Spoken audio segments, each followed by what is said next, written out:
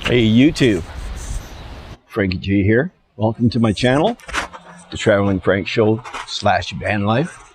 It's a little windy today, so I'm trying to hide out of it. I got my microphone tucked in underneath my t-shirt. Hopefully that'll do the trick. I figured time for some Q&A because people have been asking me Q's and I really need to give them some A's.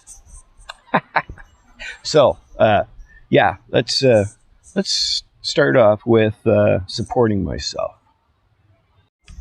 Well, it's called disability. 40 years of driving truck, running heavy equipment, slinging chains and tarps and straps, and well, especially tarping and well, 100-kilometer-hour winds, which is common for southern Alberta. Yeah, the wear and tear has finally put me out to pasture. So disability is how I manage to support myself, which can be challenging because, you know, it's hard to budget with that little money to make things work out, but it works out. So it does make videoing a tad difficult. Tad. There's an Ontario term. Tad. It does make videoing a bit difficult because, you know, I walk slower, I move slower. What would take somebody 5 minutes to do, it takes me at least 15, and then I have to take a break, especially if I'm at it for 15 minutes. My van tour is a good example of it. Each shot would take a minute or two, maybe 3, and then the next shot. Well, in between those 2 shots, there's a rest period. I have to, otherwise I can't do this.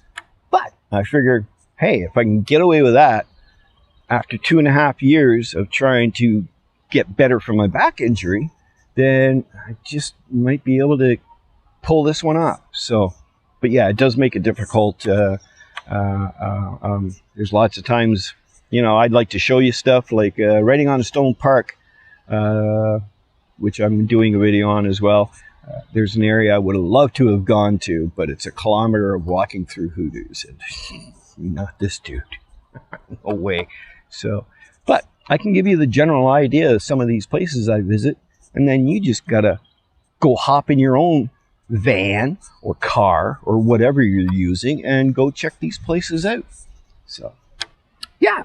A lot of times I have to overdub because all you hear is me grunting and groaning and carrying on because it hurts at times a lot, but it's always going to hurt a lot. So I don't feel sorry for me, neither do you. Anyways, so yeah, that's the supporting myself. That's what that's all about. All right. Second question. Actually, this is the most asked question, is how do you stay clean doing van life, especially in a minivan, or I've seen some people do it in cars and that. And, well, I guess the number one thing is sponge baths. You know, you freshen up first thing in the morning to tackle your day, and freshen up just before you go to bed at night so the bed sheets don't stink after, you know, 2-3 days.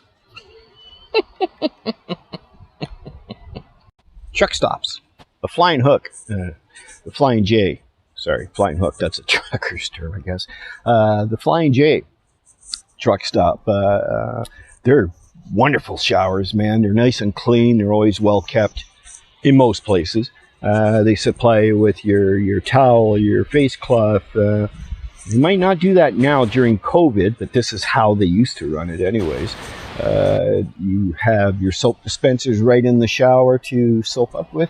They're great, but they can be expensive, anywhere from $13 to $15 American, which is $2,643 Canadian, I believe. Rec centers. Right now, they're all closed till this COVID thing goes away. But rec centers are a good place to do showers. They only charge you about $2, $3, maybe $4, and sometimes it's in a big room with other people. Yeah, and other times they actually do have private shower stalls. But right now, because of COVID, most rec centers are shut down. So that makes it a little more difficult to do the van life thing when it comes to staying clean. Friends' houses. Hey,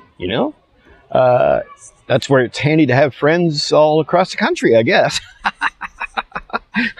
Yeah, friends' places. A lot of times when friends say, hey man, if you ever need to stop by and have a shower, by all means, give us a shout. So that is also another option, is friends' houses. One of my favorites, ponds, little lakes, streams, rivers. Yeah, just look around, make sure nobody's watching you, and in you go. And yes, when I do that, I use environmentally friendly soap all the time. It's just it's the right thing to do. And of course, number one on the list, baby wipes. They feel good too, especially when it's hot. If it's a really hot day and you just wipe your face down with a baby wipe, oh, it's so refreshing. But yeah, now I know why babies smile when they wipe their ass with baby wipes. But yeah, that's probably the next to the showers and that's probably the number one way to stay clean. It's just constantly with baby wipes. There is, of course, one other option, which is homemade showers, like the one that I made out of the fertilizer sprayer. I took it and painted it black, so that helps to warm up the water. And if it's a bit of a chilly day, I throw some water on the little stove and heat it up. And that's how. That's another way of doing the shower. Just come up with your own shower design. Or go on YouTube, check out the shower designs people have. But yeah, that's, all else fails, you're still outside. So if you don't have a nice secluded place, and just make sure you look around before you do this, so nobody's watching and going, oh. Okay. So, next question. All right. Where do I park overnight for my nap? Well, pretty much anywhere. In the big cities, I parked downtown. In the cities, you just watch to make sure that watch for the signs. If it says no parking, don't park there. Don't park there for more than one night in a row either. People see you parked there for 2 weeks or something, they phone the police, say some guy's living in a van in our alleyway. Just don't do that kind of stuff, right? You sleep, move on to the next place. And boondocking out in the countryside, beside streams, lakes, by the sea, out in the middle of a field, wherever you want. Just make sure that you're not trespassing, you're not parking where you're not supposed to, and if you're not sure, ask. And if they don't want you there, okay, no big deal. Have a nice day. We'll see you later. Be nice, because if you're not nice, it makes it a little more difficult. Cooking. Yeah, I can cook. At least I can boil water anyways. But yeah, cooking in van life, especially in a little minivan. I have a 1-burner butane, and I have a 2-burner propane stove. And that's what I do my cooking on. I use the 1-burner mostly day in and day out because it's handy for making my coffee in the morning, throwing on a quick breakfast or a quick supper. And yeah, like I bacon and eggs in the morning, steak and taters at night. I can have some pretty fancy meals with just 1 burner and a little bit of ingenuity, I guess is what you would call it. So, but yeah, I do cook in the van. The 2-burner propane stove, I save that for when I'm camping in an area for 2, 3, 4 days. That's when I go whole hog and set everything up, the tarp, the 2-burner stove, all that kind of fun stuff. So, let me tell you, when you do it that way, oh my God, the meals are good. It's like cooking on a wood stove. It's just food always tastes better for some reason. So, one question I've gotten is, where's Harley? Those of you who've been on my channel for a while know that I had a dog for a little while. His name was Harley, just a little fellow. Got him off a friend. And he went on a road trip with me out west, Vancouver Island and all that good stuff. By the time I got back, that poor dog was so stressed out, man.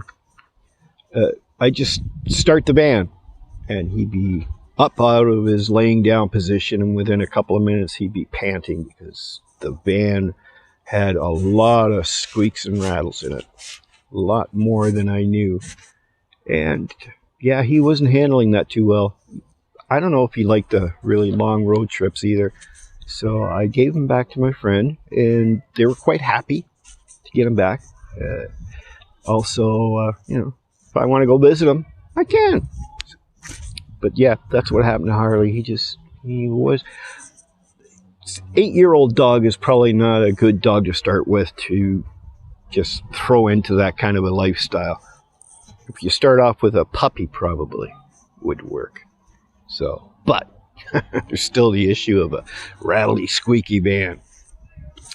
Anyways, that's unfortunately what happened with Harley. Okay. Speaking of the green turd, where is it? I still have it. I've not gotten rid of it. I didn't send it to the crusher. I couldn't do that to that. It blew a water pump, and it overheated slightly, and it may have hurt the engine a little bit, which is too bad because I was 40 kilometers from hitting the 400,000 kilometer mark with the green turd. But I still have it.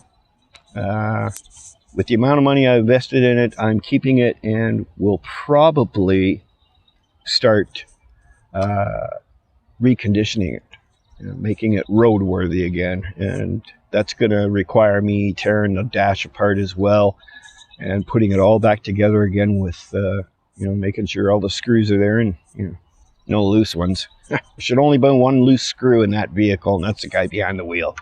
Anyways, but yeah, I still have the green turd. Van life. I've been asked to describe it. What's van life like?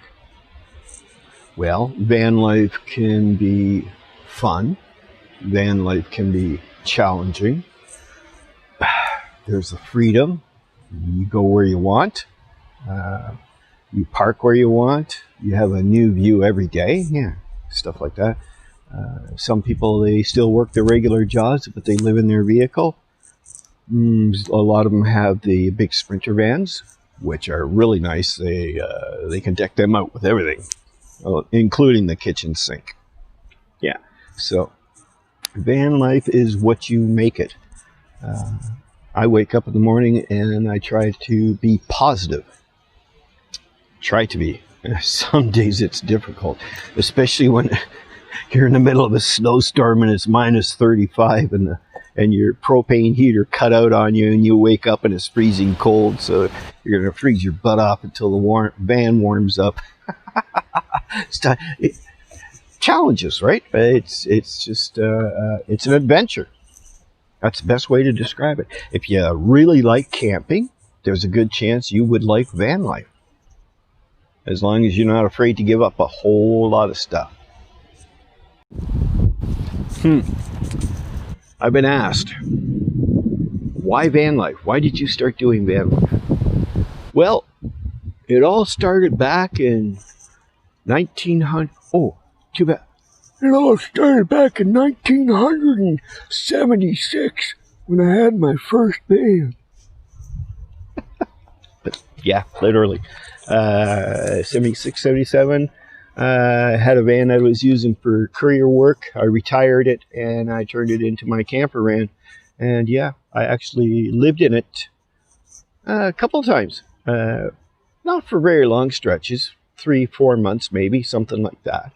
But that's where it started. And I've been kind of doing van life off and on ever since then for 40, 50, some of the years.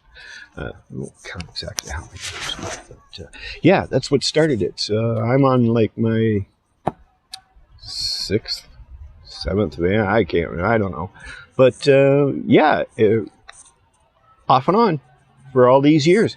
This particular stretch, this has been the longest. In a couple of weeks, it will be July 1st, and it will be exactly 1 year since I started van life, and also 1 year since I started the YouTube channel. And that's my longest.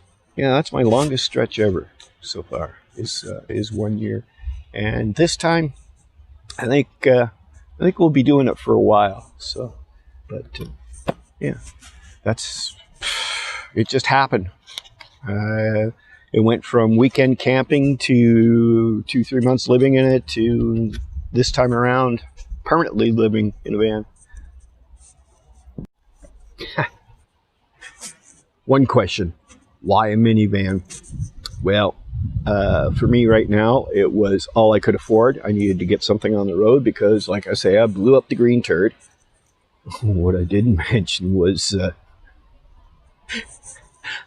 I blew up the water pump because I was racing a Ford F-150 pickup truck. I won the race. That's all I won, though. So, but yeah, it's what I could afford. So you do what you can. If I had the money, sure, yeah, if I had $180,000 to go buy a Mercedes Sprinter van already turned into an RV, I would, but I don't. So, and really, that's how you get into it. You just go for it, and that's what I did. So, hopefully that answered a few questions. Well, it did. Hopefully that was enough. You got any more questions you'd like to ask me?